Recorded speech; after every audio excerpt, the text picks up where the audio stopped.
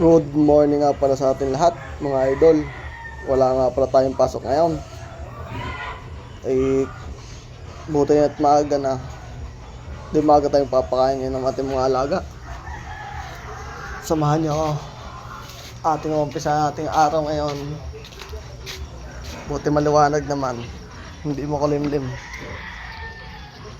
Habang nga pala tayo naglalakad din ari atin napansin. Tingnan nyo naman aray. Ang ating alagang bagay, kinukot-kotan ng uwak. Ayan. Ano kaya kinukot-kot may daw? Siguro makakain niya. At talaga namang ay parang nakikiliti ang ating alagang baka. Oh, ayan.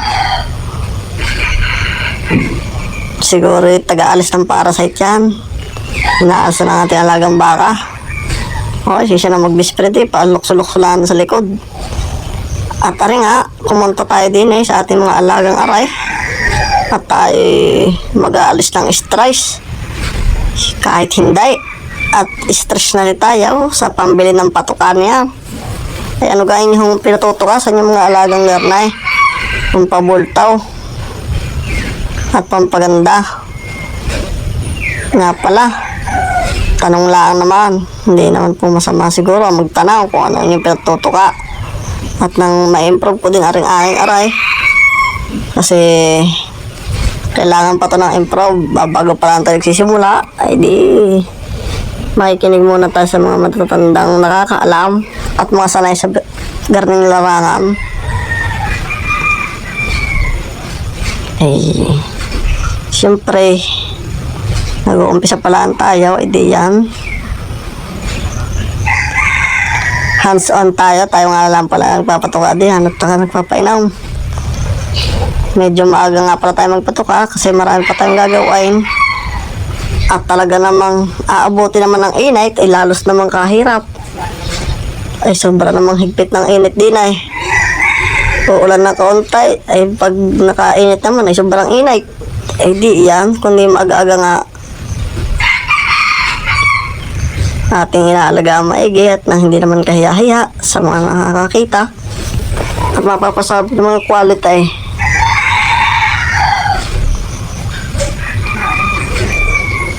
Medyo matagal-tagal din palang proseso ng garnay, pero enjoy naman. Sa patuka lang hindi na enjoy at talagang bahiti na kumbaga. Nakaw, paano gaya? Napakarami ata agad ang ating pag-aalaga. Hindi pala natin alam, nagkari palang kahigpit ang gastos na rin.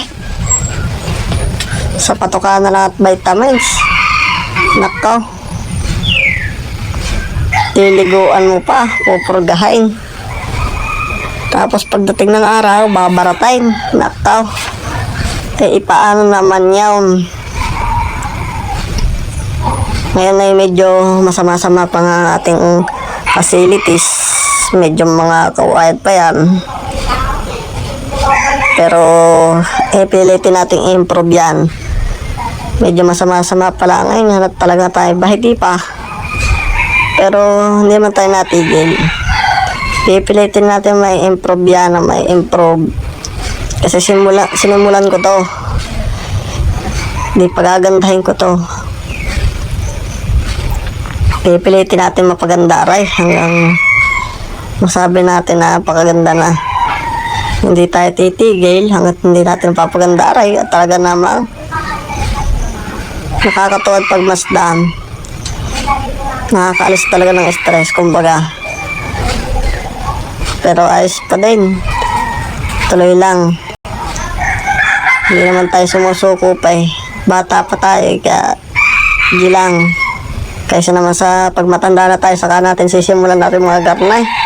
Kung kailan hindi na makagalaw, nakaw, tapos lalo sa tayo naghirap na yan. Salit na pagmatanda, di tayo pahilahilaan, ay hindi. Ayan ay, mga bagong tali pa nga pala yan, mga yan.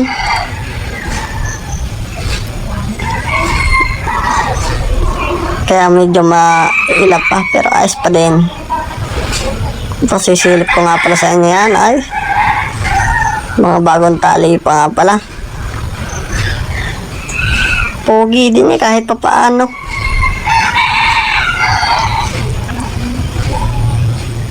White bullet nga pala yan. Nagkakail na rin nga pala kay. Pero talagang nakakatuwa naman pagbasdan ay. Pag yan kalalaki, ano yung alaga. Nakaw, wait, daig na daig. Kumbagay daig na daig ng walang alaga. Nga pala, pinaka-pogi nga pala yan. Mukhang matanda ay.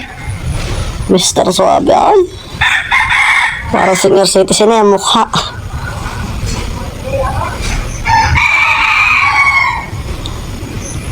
Himas-himas lang tayo niyan habang tayo nagpapatugagawa ng makita natin kung anong bagang kalagayan ng katawan ng mga yan.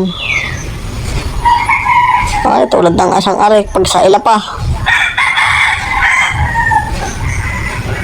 Akala mo naman hindi makakaligaw. Pamasid-masid lang yan.